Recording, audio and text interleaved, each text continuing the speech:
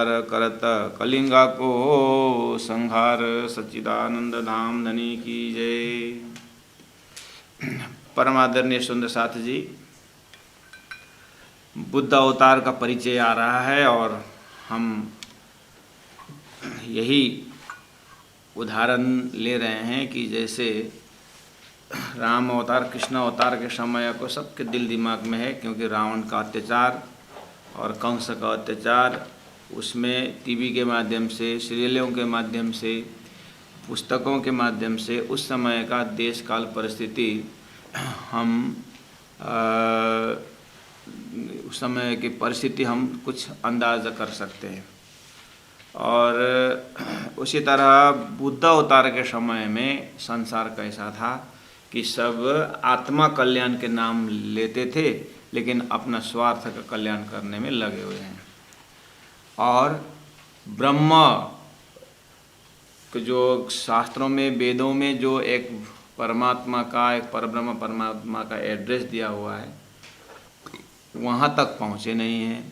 अंशात अंश देवी देवताओं को ही पूर्ण ब्रह्म मान करके भजन कर रहे हैं और मुक्ति के लिए प्रार्थना कर रहे हैं। और विशेष बात आज भी हम अनुभव कर सकते हैं कि ब्रह्म सच्चिदानंद की बातें करते हैं, लेकिन प्रलय से बाहर की बातें नहीं करते। शास्त्रों में नित्य प्रलय है, नैमित्तिक प्रलय है, प्राकृतिक प्रलय है और महाप्रलय है। तो जो सृष्टि बनी हुई है वो प्रलय में नाश होगा करके शास्त्र में बताए हुए, तो प्रलय से बाहर की बात कोई करते नहीं है।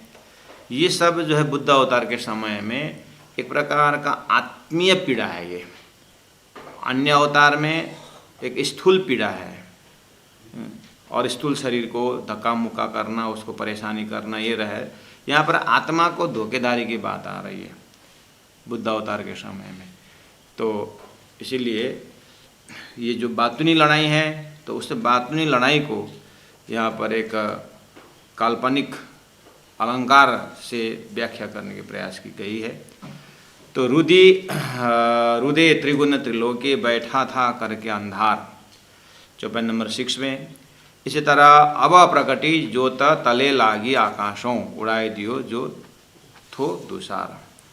इस तरह जो कन्फ्यूजन था ब्रह्म के विषय में, परब्रह्म के विषय में, अखंड के विषय में, तो उसको बुद्ध अवतार जब तारतम लेके आया, तो तारतम के प्रकाश से बुद्ध अवतार ने क्या किया कि सबको विवेचनात्मक व्याख्या करके, शास्त्रों को विवेचनात्मक व्याख्या करके सबको निशंक बनाया है। तो उस समय की व्याख्या बातूनी ही दे रहे हैं यहाँ पर। पढ़िया चौपाई नंबर 8 में, प्रकरण नंबर 54 में, पढ़िया पड़छंदा पाताला आकाशे। नॉर्मली स्थूल लड़ाई में यही हल्ला होना, हाहा, जैसे हम महाभारत के युद्ध देखते हैं, तो कुरुक्षेत्र के युद्ध में एक तरफ शंख का आवाज़ आ रहा है, दूसरी तरफ तलवारों की आवाज़ आ रही है, और धूल उड़ रहा है, और कभी कभी घोड़ा जो आवाज़ निकाल रहा है, और लोगों का रोना धोना, ये सब एक चिल्लाहट, एक परेशानी, इस तरह से एक लड़ाई बोलने से ऐसा नक्शा आता है। तो ये जो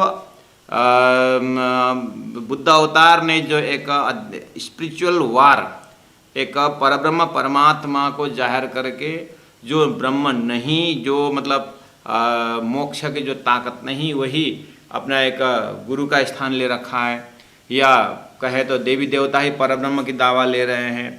तो उनकी एक अस्तित्व को जो बता दिया बुद्ध अवतार ने, जो वो उनके अंदर से जब उनका परिचय दे दिया, तो वो लड़ाई जो है व्यक्ति के जीव, एक एक जीव के अंदर वो एक झनकार हो जाता है। जैसे कुरुक्षेत्र के युद्ध में, उस मैदान में धरती हिल रहा है, ऐसे ही यहाँ इतने साल तक ब्रह्म मान करके, मोक्ष के लिए आशा करके, ये शरीर छूटते ही हम भगवान के लोक में जाएंगे, अखंड मुक्ति हमें मिलेगी करके जो तपस्या कर रहे थे, आज सब झूठे पड़ गए। जब झूठ था, सब मोह के अंदर थे, जब बुद्ध अवतार ने इस तरह से हाईलाइट कर दिया, तो सबके हृदय में एक वार निकल गया, हृदय में एक लड़ाई, बिंब प्रतिबिंब प्रतिध्वनि एक जीव से दूसरे जीव से चिल्ला रहा है और सभी जीव मिलकर के ईश्वर से लड़ाई कर रहे हैं कि क्या अभी तक हमको झूठा पकड़ा दिया और हमारा समय बर्बाद कर दिया, मनुष्य शरीर बर्बाद कर दिया, अभी तक का ध्यान तपस्या बर्बाद कर दिया करके पूरा का पूरा आवाज़ है, ये अंतरात्मा की आवाज़ है। उसको यहाँ पर एक पर्सोनिफिकेशन करके व्याख्या करने के प्रयास किया गया है। चौपाई नंबर 8 में देखिए, पड़या पड़छंदा, पड़छंदा मतलब प्रतिध्वनि, आवाज़ का प्रतिध्वनि पाताल आकाश है।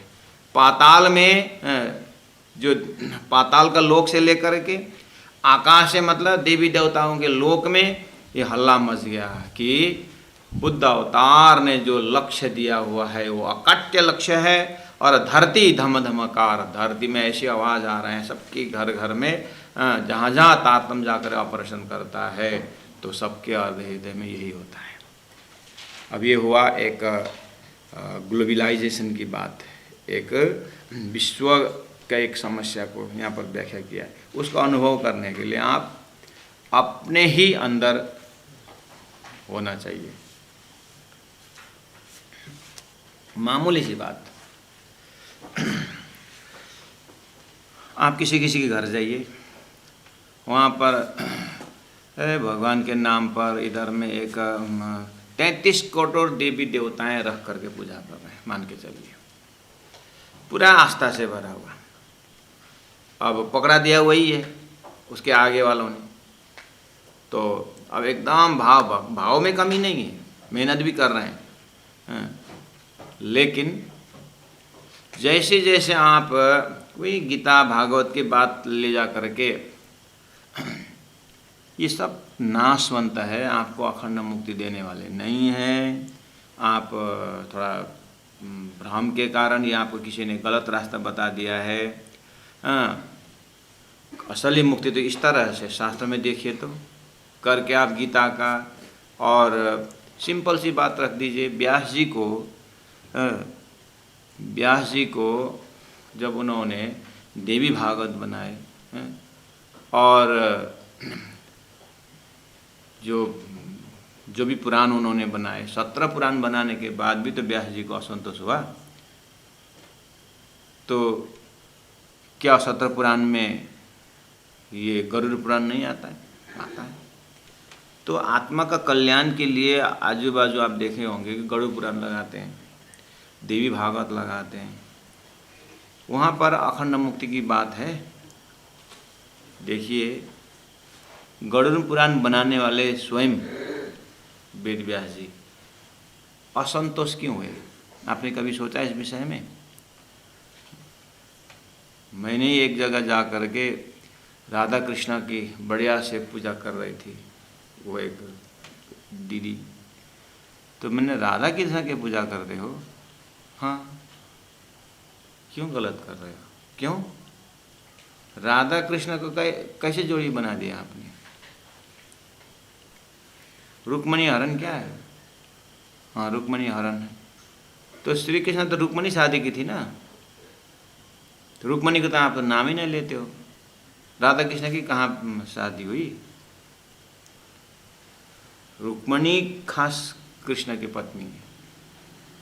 आप रुक्मणी और कृष्ण तो कोई कृष्ण को तो कोई रखते नहीं है, आप भी नहीं रखा है, और राधा कृष्ण की पूजा करते हैं। समझ में नहीं आती आपको? हमको समझ में नहीं आता, आपको तो समझ में आई होगी। हम किसी बात को शंका होती है, ऐसे मैंने क्रॉस क्वेश्चन डाल दिया।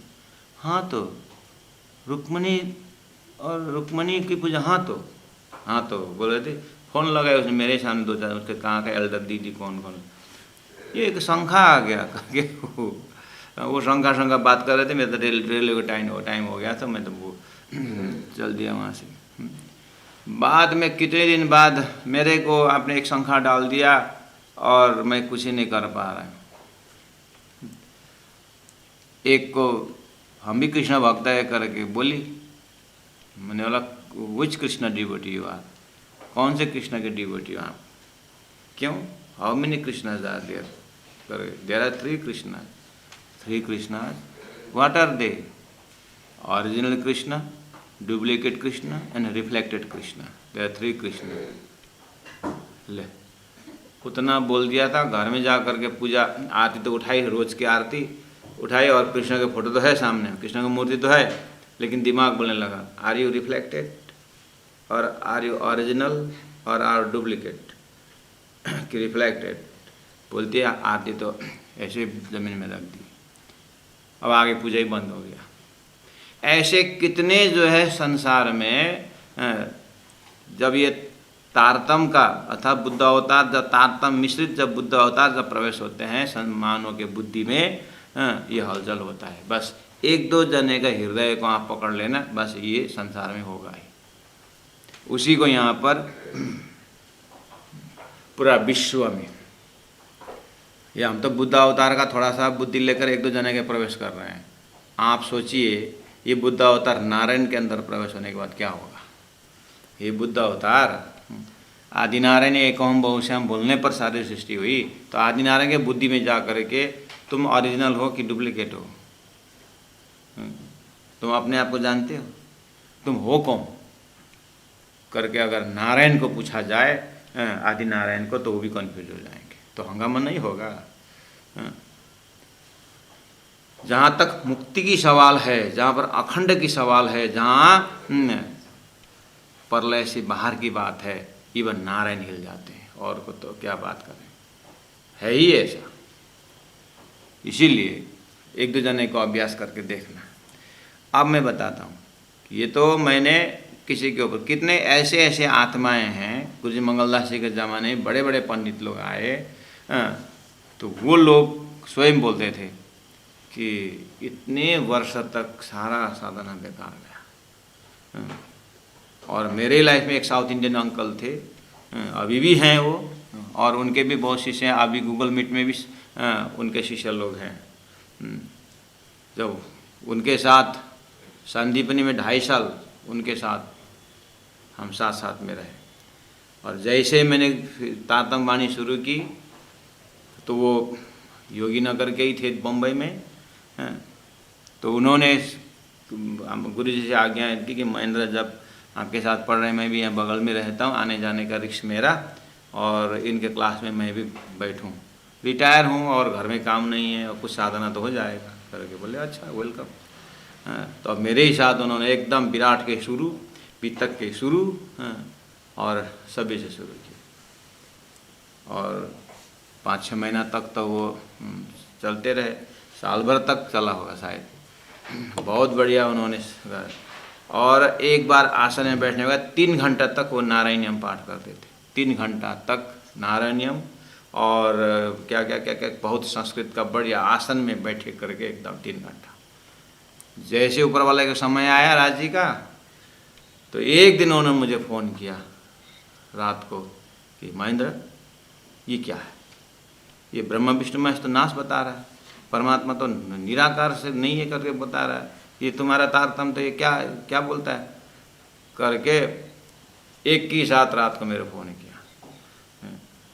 मतलब हाँ तो ऐसा ही है। और मैं जितने भी संसार नाशवंत वाला श्लोक है और ब्रह्मा विष्णु महेश नाश वाला जितने भी शास्त्रों का श्लोक है सबको अंकल को देता था, अंकल अंकल बोलते थे हम, और हमने दिया और ट्रांसलेशन करने का था, संस्कृत जिसने रख दिया, और वो इंग्लिश को बहुत अच्छे प्रकांड थे, तो उनको अंग्रेजी में, संस्कृत से अंग्रेजी में, और मैं आधा मैं करता था, फिर मैं करेक्शन करने को देता था, ऐसे कर मेरा मकसद था कि ये ट्रांसलेशन करते समय और गहराई से जाएंगे। तो एक दिन उनके अंदर में फूट गया कि ये क्या है, ब्रह्मा विष्णु में से इंटेलिजेंट क्या लिखता है ये, सारा ये पता नहीं अंका भांखा के लिखता है क्या लिखता है, ऐसे लिखा हुआ है। अब पूरा अंदर वार चला, वार वाह, एकदम बोलते हैं कि रात को फिर फ़ोन करते हैं, मेरा श्वास बढ़ रहा है, मेरा धड़कन बढ़ रहा है, तो फिर टेंशन मत लीजिए अंकल, गुरुजी है, कल आकर आराम से पूछना। तो कल रोज़ से 1 घंटा पहले आए, आकर के मैंने गुरुजी को सुबह ही बता दिया कि अंकल ऐसे ऐसे बोल रहे हैं, तो ऑपरेशन हो गया क्या कर। फिर आए गुरुजी के पास, गुरुजी ने फिर देखिए आपको तो बहुत समय लग रहा है, इतना मेहनत करने पर भी आपको झूठा नहीं छूट रहा है, आप सीधी सीधी बताओ, आप अभी तक निराकार बोलते हो, निराकार कोई ब्रह्म होता है? इस तरह से फिर गुरुजी ने समझाया, तो थोड़ा कुछ समझा जैसा लगा उनको।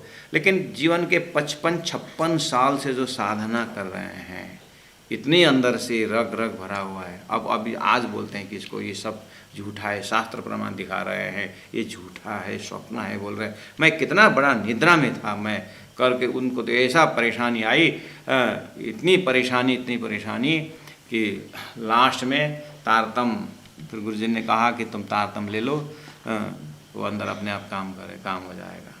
फिर तारतम लेकर चर्चनी करके पूरा परमधाम का प्रकाश की बात, निराकार से ऊपर की बात जब उदाहरण दे करके गुरुजी दीनदयाल गुरुजी जब समझाए, थोड़ा सा शांति हुई। थोड़ी सी शांति होते होते बाद में जा करके I want to kick this निराकार। In my life 55 years of my sadhana went into vain. I want to kick this करके इतना प्रकाश, ब्रह्म तो वास्तव में ऐसा प्रकाश है, निराकार का ही ब्रह्म होता है। He himself started to वो अपने आप बोलने लगे इस तरह से। तो ये एक दो उदाहरण जो आपको इसीलिए पेश कर रहा हूँ आज, अगर उनके पास भी ये समाचार पहुँचे तो फिर उनको याद दिला देना। अभी तो बहुत एजेड हो गए, अगर उनका अगर थोड़ा दिमाग में टेंशन हो तो कृपया रिमाइंड मत कराना। लेकिन अब ये गूगल में यहाँ एक डॉक्टर हैं, वो अंकल के शिष्य है वो, तो ये डेंटिस्ट डॉक्टर के पास वो पेशेंट होकर के जाते थे और दांत का सफाई किया और तारतम सुना दिया, फिर दांत का सफाई किया तारतम सुना दिया। ऐसे करते करते उनकी जागनी हुई। यहाँ गूगल मीट में आपके साथ श्रवण कर रही है अभी, उनकी भी तक सुन करके वो भी हंस रही होगी। तो ये सब अपनी जो पुरानी मान्यता को अपने अंतस करके हटाना। यहाँ पढ़े संत तो क्या ये कितने आवाज़ें आती है सुंदर सा जी, उसमें तत्कालीन में मज़ा आता। हरिद्वार में महामती प्राण ने 4 महीना तक अब्रह्म को ब्रह्म मानकर कितने प्रहार किया, तो उस समय धरती तो काँप उठा। तो इस अर्थ में पहला इंडिविजुअल अंदर में समझना, उसके बाद इसको फिर कल्पना करना कि जब समय आएगा तो तारतम वाणी जब आदि नारायण ब्रह्मा विष्णु महेश जैसे को भी हिलाने शुरू करेगा तो धरती तो काँपेगा। इस अर्थ में थोड़ा बड़ा हृदय से इसको समझा जा सकता है। पढ़या पड़छंदा पाताला आकाशे, अपने हृदय के अंतर, हृदय से लेकर के पूरा गुणांग इंद्रिया इसमें पड़छंदा आएगा। अरे इतने साल तक मैं जो करा कि ये झूठा था, तो झूठा मैंने पकड़ाया क्यों झूठा, देखा तो ब्रह्म विष्णु में ऐसे ब्रह्म में है, ये क्या ये गया था आदि नारायण निंद्रा के अंदर में है।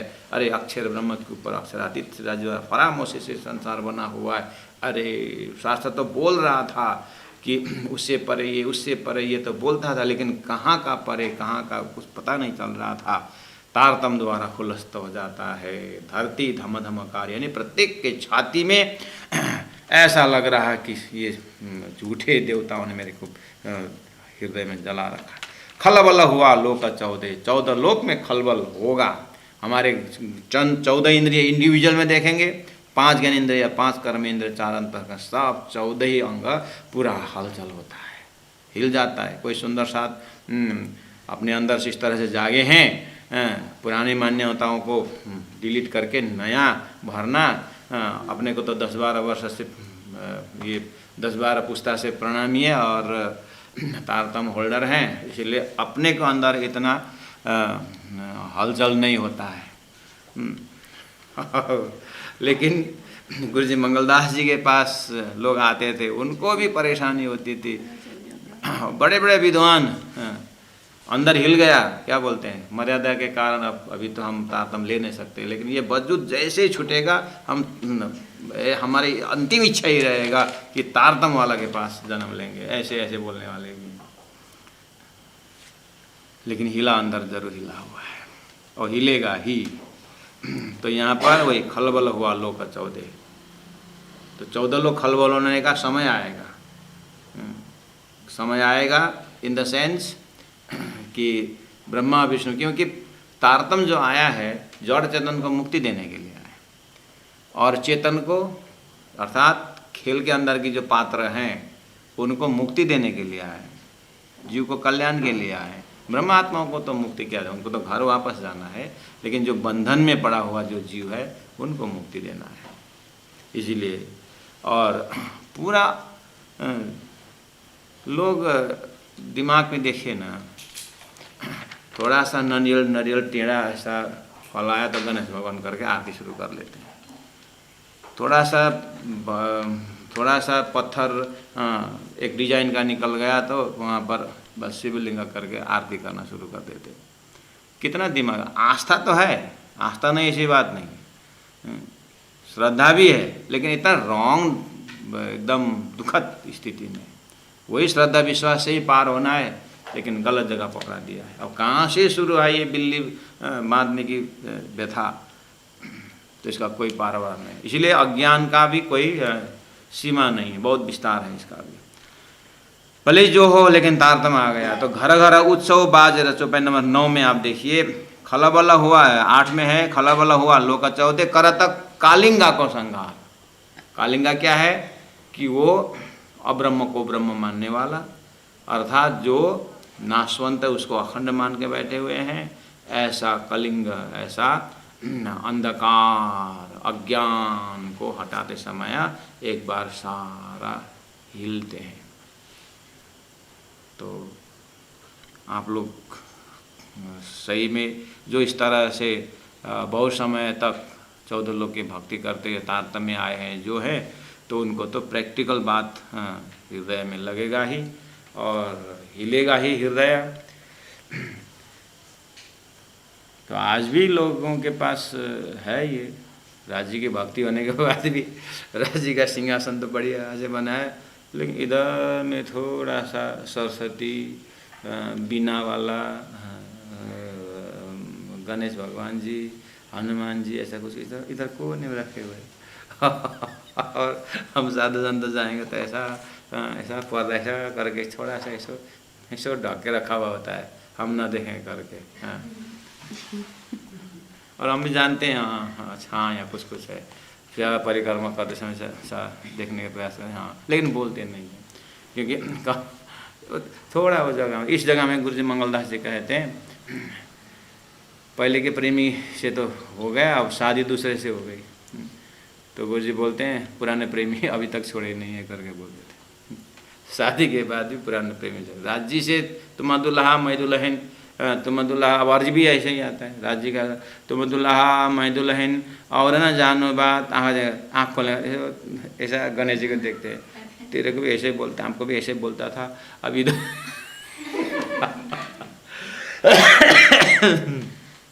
तो अंदर कितना हिल रहा है देखिए। तो बोलते हैं गुरुजी शिवाजी गुस्सा नहीं होंगे करके बोलते हैं हम लोग। आसाम तरफ उधर प्रचार में जाते, मैं तो शिव भक्त करके एक पिकड़ आया था। शिव भक्त तो शिव ऐसे तो बोलेगा, लगाया जहाँ जाता शिव भक्त ऐसे तो बोलेगा।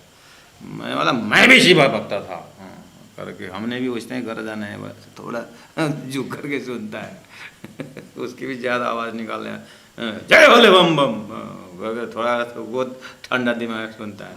और मैंने प्रवचन 2 घंटा किया, करते करते मेरा मुख से निकाल, मैं 12 पुस्ता से मैं कृष्ण प्रणामी हूँ करके बोल दिया। अभी अभी मैं शिव भक्त करके शुरू किया था उधर। शिवाजी ने 3 बार दर्शन देकर मुझे तो कृष्ण भक्ति में जा, कृष्ण भक्ति में जा, फिर मैं कृष्ण में आया करके बात बना रहा था, मुख से निकल गया ओरिजिनल। मैं 12 पुस्तक, लेकिन बेचारा पिया था इसलिए इतना याद नहीं किया।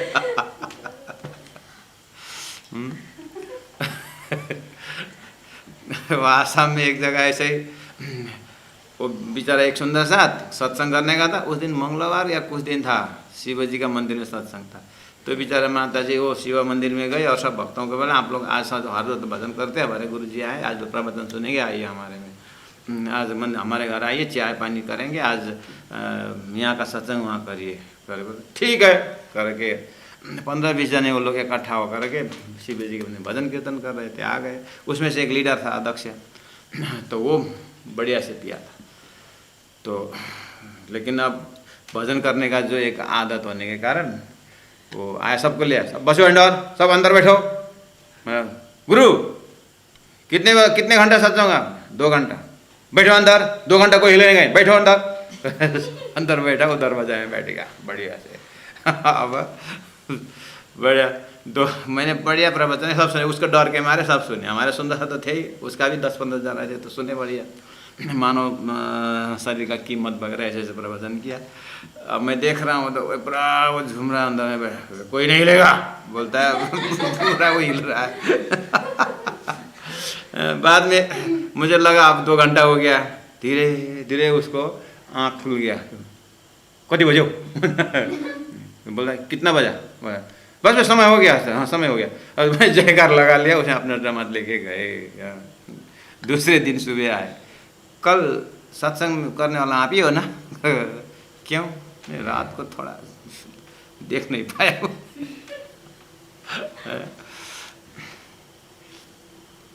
अब ऐसे ऐसे को अगर परमात्मा कृपा करे, उसके बाद एक श्रीराज जी की भक्ति में पहुंचाना ये कम मामूली यात्रा है। इसलिए ये जो बुद्ध अवतार का समय जो है बिल्कुल ही हिलाने वाला समय है। आज सुंदर साथ जी आप लोगों को पता है कि आधा ही घंटा वाणी चर्चा है, संडे है और मनोभाव को आज प्रस्तुति का समय है। सुंदर साथ जी सुबह बीतक के समय हमने आधा घंटा बीतक करके सुंदर साथ जी से हमें तो एक भाव हमने रखने की प्रोग्राम बनाया था। आज हमारे बीच मैं नाम उच्चारण कर रहा हूँ, अर्जुन आचार्य जी, बीजू पोखरेल जी, दीपिका वेगेड़ VEGAD विगेड़ और डॉक्टर राजेश्वरी जी मुंबई से। तो मैं आप लोगों से अनुरोध करता हूँ कि आप बारी बारी से एक बार नाम फिर उच्चारण का आप एकदम ऑनलाइन आप तैयार रहना, जब नाम आएगा तो कृपया अपने साथ। और सभी सुंदर साथ से अनुरोध है कि आप अपना टाइम में ही रहना। अपने टाइम कमिटमेंट की है कि 1 घंटा रहना ही है, तो अभी 8:30 हुआ और आधा घंटा आपके पास टाइम है। तो सबसे आग्रह करता हूँ आप तो ज़रूर भाव को सुनेंगे